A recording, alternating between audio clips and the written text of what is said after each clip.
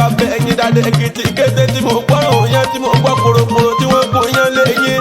Èkìtì kété ọmọ oníyàlé àná wọn kò rí kì í bàbá ẹ̀yìn. Èmi ò ní jíyàn àná mọ́ iye òjọ́jà máa jẹ́lé bàbá tó fi yín ní ọmọ ẹ̀yìn ọmọ. Gòkè lábọ́ bá kò lọ ayé pé tani bàbá bá yín rojú ogun. Èmi ò bá tètè jí máa bọ́ bá rè lu ayé pé ọmọ àsọyẹ tán ọmọ àsọyẹ tán sọyẹ tán sọyẹ tán sọyẹ tán kí tó sorú lé bàbá tó fi yín ní ọmọ àjọ ọgọ́ ọ̀dẹ́rọ̀ mi ọ̀yọ́ wí ara